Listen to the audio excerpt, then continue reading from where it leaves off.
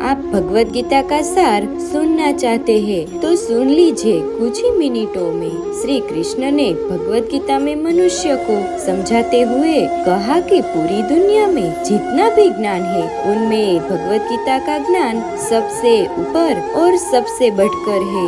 आपकी हर समस्या का हल भगवत गीता में छुपा हुआ है। आपके हर प्रश्न का उत्तर आपको भगवत गीता में मिलेगा। जिससे भी भगवत गीता का ज्ञान है अब समझ में आ गया, वो जिंदगी की बड़ी से बड़ी समस्या को भी हंसते हंसते पार कर जाएगा। सारे वेद शास्त्र का ज्ञान भगवत गीता के ज्ञान में समाया है। सर्व उपनिषद गायों का रूप है और श्री कृष्ण उन गायों को दोहने वाले हैं। अर्जुन वो बछड़ा है जिसे श्री कृष्ण ने गीता का वो अमृत पिलाया था। श्रीमद् भगवत गीता में कुल 18 अध्याय है और 700 श्लोक है। आज हम उसी भगवत गीता का 18 अध्यायों की 18 शिक्षा के बारे में चर्चा करेंगे। जो भी इन 18 शिक्षाओं को समझ लेगा उसे जिंदगी का सारा ज्ञान समझ में आ जाएगा, जिंदगी का सार समझ में आ जाएगा। श्रीमद् भगवत गीता की पहली शिक्षा ये है कि सच्चा इंसान झूठे इंसान से तब तक नहीं जीत सकता कि अब तक वो झूठ, अन्याय और गलत के खिलाफ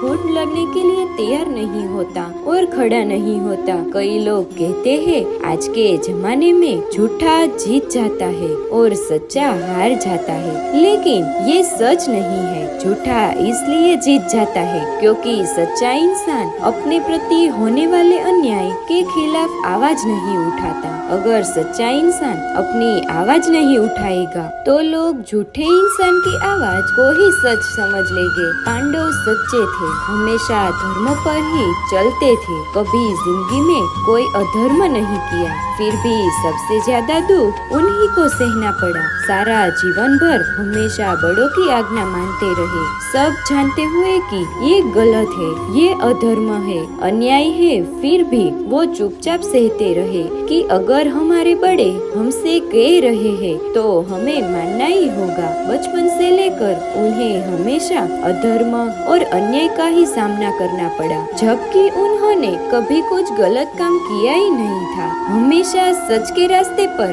चले, लेकिन फिर भी बदले में उन्हें दुख ही मिला, तकलीफ ही मिली। उसका कारण ये था कि वो अपने प्रति होने वाले अन्याय को, अधर्म को हमेशा चुपचाप सह लेते थे। लेकिन सहते सहते एक दिन जिंदगी में ऐसा आ गया कि उन्हें अधर्म के खिलाफ आखिर खुद ही खड़ा होना पड़ा, उस अन्याय के खिलाफ लड़ना ही पड़ा। अगर वो उस अन्याय के खिलाफ, अधर्म के खिलाफ लड़ते नहीं तो शायद उन्हें कभी न्याय नहीं मिलता और दुर्योधन दुनिया को ये बता देता कि पांडव ही अधर्मी थे और वो ही सच्चा धर्मात्मा है। जो लोग ये कहते हैं ना कि सच्चाई का जमाना ही नहीं है, अच्छाई का जमाना ही नहीं है, वास्तविकता में उन्हें ये समझ ही नहीं आता कि चुपचाप रहने का जमाना ही नहीं है, सहने का जमाना ही नहीं है। आप सच्चे बनो, बहुत अच्छी बात है, आप अच्छे बनो, बहुत ही अच्छी बात है, लेकिन खराब मत बनो। जब वो किसी के गलत व्यवहार का खुद जवाब नहीं दे पाते, फिर वो कहते हैं कि भगवान इन्हें खुद देख लेगा। भगवान ने आपको भी तो बुद्धि दी है, आपको भी तो वाणी दी है। अगर भगवान को ही सब देखना है तो फिर आपका क्या काम है। भगवत गीता का पहले अध्याय का नाम है अर्जुन विषाद योग, जो अर्जुन के दुख से जुड़ा है। अर्जुन ने जब युद्ध भूमि में अपने रिश्तेदारों को देखा, अपने चाहने वाले को देखा, तो अर्जुन की हालत ही खराब हो गई कि क्या मुझे युद्ध जीतने के लिए इन सबको मारना पड़ेगा।